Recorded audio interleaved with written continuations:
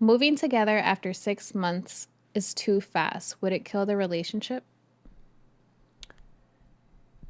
Well, I've uh, I've had experience where I dated for a long time, and then I mean, you when you get serious, she's gonna kind of be over your house all the time, anyways, and pretty much living with you. And the way women tend to operate is they just slowly move things in over the weeks and months, and next thing you know, they're kind of living with you. Hmm. And so, but like to get a place where she gets rid of her apartment, you get rid of yours, and you cohabitate and you sign a lease together.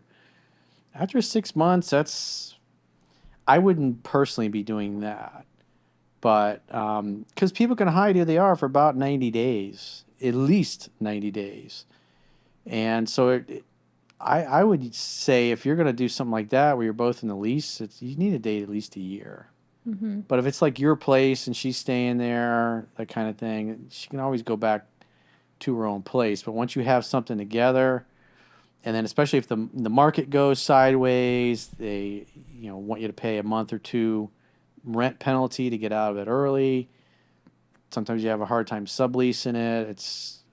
Or you got to pay until the end of the lease because every state is different. I'm dealing with people that are literally all over the world.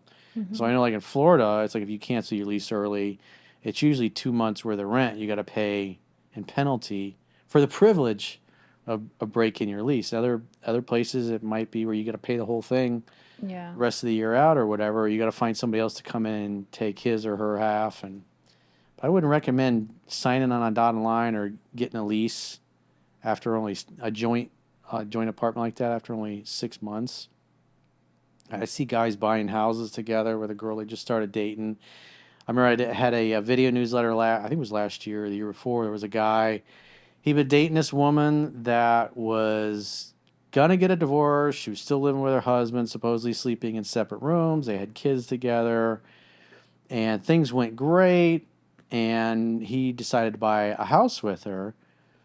And there's times where the woman backs out at the last minute, or they buy the house together, and then she doesn't move in because she wants to give the marriage another chance. And now this guy owns another property. I would not get involved in something like that legally Yeah. unless you've been dating at least a year.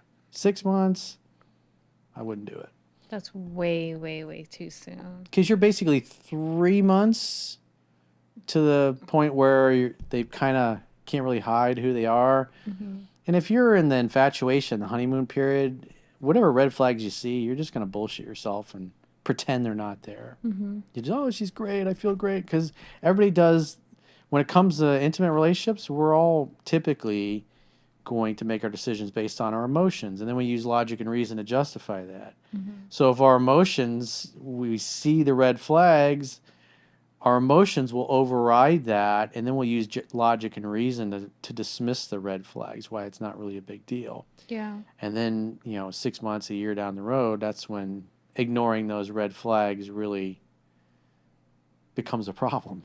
Yeah. Especially if you're getting like a one bedroom, you're kind of like, I would recommend if you are going to move in with this person to at least get a two-bedroom where if sometimes you need that space, your little game room or guest room where you could just have your own time. Because if you've only been together for 6 months, you still don't know who that person is and how they are when they're living on their own, like if they're dirty, if they're neat, if they're up all night or up really early. If you live in a one bedroom, you're kind of stuck. That person's up and early making noise in the kitchen, getting ready in the bedroom, and you're there like, oh my gosh, I want to sleep in. You kind of have to deal with that. But if you have a two-bedroom, then you just go to the guest room and they can do whatever they want and get ready in the main bathroom or whatever like that. The one thing you will find out is if you move in with somebody after only 6 months of dating is 6 months after that, you'll know whether or not you can actually stay with them or not. Right. Because that happens. I see that a lot too. People will move in together and then like 2 months, 3 months after living together, they're like, I got to get Hmm. out. Yeah. And then it blows up. And if you have a two-bedroom, you could always rent it out to someone. So, like, if you're struggling a little bit, let's say if they were going 50-50 for that Yeah, maybe apartment. that guy from the office that she says is just a friend. I Yeah. did a video newsletter I did recently where um, this guy, he was a surgeon, and his fiance moved with him to wherever they moved to in Europe, and she starts working this job, and there's this male friend there that is always texting her for advice. Mm. And then I remember, I think it was like on a Saturday, she wanted, or he wanted her, this dude's girlfriend, to meet him at the eyeglass store to help him pick out some eyeglasses. And she was like, "Oh, he's just a friend. He's nothing. He's totally platonic." He's like, "This guy's a surgeon." Mm-hmm. And so he's working long hours, and his girlfriend or his fiance has befriended a male guy from the office. And he had met this particular dude. They went out and had beers one night. And then this guy was like, "Hey, I'd like to be a roommate. I'd like to move in with you guys." And she's bringing this to her fiance, Oh, saying, "Hey, well, you God. should move in with us." It's, Did it happen? no, it didn't happen. But Oh. she was serious about that. She literally thought it was a good idea. And so it was pretty, what it looked like was this guy from the office is ingratiating himself to the boyfriend Mm-hmm. to try to put him at ease. And he's thinking, "Oh, I'll live with her. And then when the boyfriend's not there, I can make my move." Mm-hmm. And there are dudes that think like that. Yeah. They think, "Hey, she and I have chemistry and you guys don't. We should be together and you shouldn't. She should be with me and not you." Yeah. And they'll do shit like that. Mm-hmm. They'll- And obviously he was like, "This guy from work moving with us? What, are you nuts?" Yeah. He's a surgeon. He should be making good enough money He to. is. Yeah. But I don't know what the reason was, is other than they both were in a new city, so she didn't have any friends other than the people she had met at her new job, which one of them happened to be this male friend who's kind of effeminate, but I don't think he was gay. Mm. And so there are men out there that they try to fly under the radar. "Oh, I'll just be a friend." And he figures he'll just live with them. It's like, eh.